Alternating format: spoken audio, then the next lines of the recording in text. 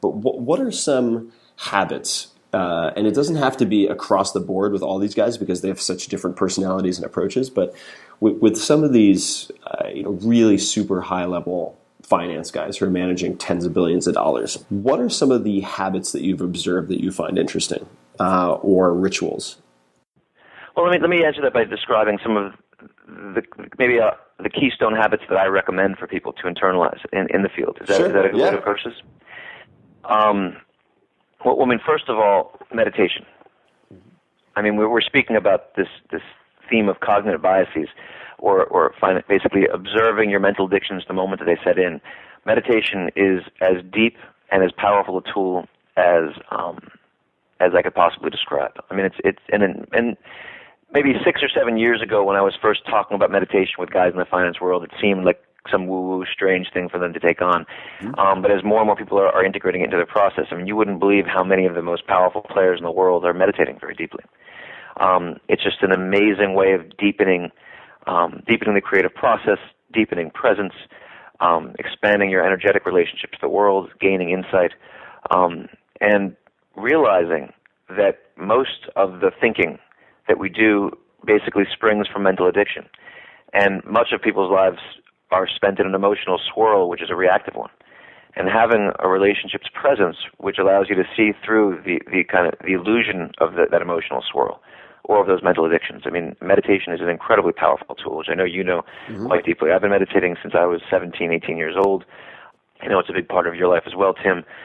So that's a very, very important habit. The idea of waking up first thing in the morning and turning your mind to creative work, pre-input, as opposed to checking email and getting reactive, opening up your channel to the unconscious mind first thing when you wake up in the morning, doing the same, ending the workday with quality, hugely important. I remember when I went skiing with Billy Kidd, who, as you might recall, was one of the great downhill racers from back in, I think, the 60s Olympic ski team. Awesome dude. Now he's out in Colorado wearing a cowboy hat.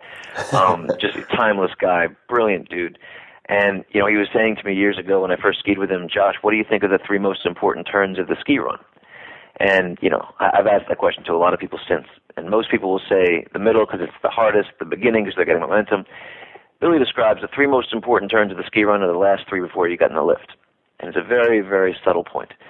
And for those of you who are skiers, you know that that's when the slope is leveled off, there's less challenge. Most people are very sloppy then. They're taking the muscles off of they're taking the weight off the muscles they've been using. They have bad form. Problem with that is that on the lift ride up, unconsciously, you're internalizing bad body mechanics. As Billy points out, if your last 3 turns are precise, then what you're internalizing the lift ride up is precision.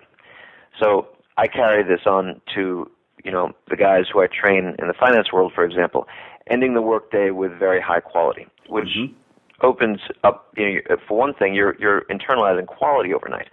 And we're nurturing themes as well as skills, right? It's one thing to learn skills, but the higher art is to learn themes or meta themes that will ultimately spontaneously up into the internalization of hundreds of what I would call local habits. And so if you're practicing quality, you're deepening the muscle of quality. And you're also focusing the unconscious mind in an area of complexity, which you'll then tap first thing in the morning. So this is a core habit. Journaling, certain post-mortem processes, reflecting on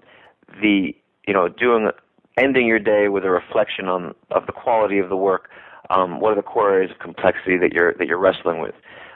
Hugely important. Would you do that? Would you do that immediately after the end of the workday per se, before bed? How would you time that if someone wanted to try this themselves?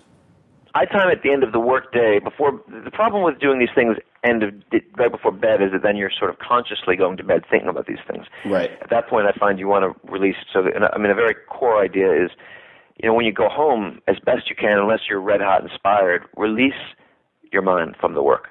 It's very important to give your stress and recovery core habit, right? You want to be turning it on and turning it off. And teaching people to turning it off is a huge part of teaching them to turn it on much more intensely. And so stress and recovery workouts, interval training, and meditation together are beautiful habits to develop to cultivate the art of turning it on and turning it off. So if you're undulating your heart rate, for example, between 170, 172, 174, and say 144, the practice of lowering your heart rate over the course of, say, 45 seconds is akin to falling asleep, releasing your tension.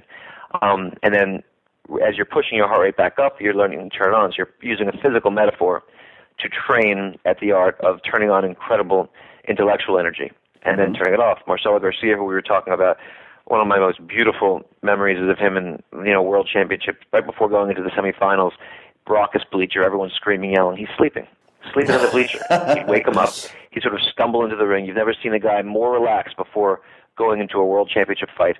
And then he can turn it off so deeply, and man, when he goes in the ring, you can't turn it on with any more intensity than he can. And his ability to turn it off is directly aligned with how intensely he can turn it on. So training people to do this, have stress and recovery, undulation throughout their day.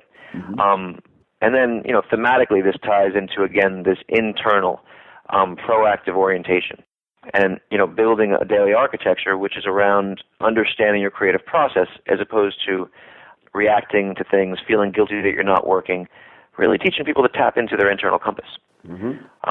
So those are some of the core themes and habits that I would bring up first. But I could go on. I could spend 3 hours talking about this subject.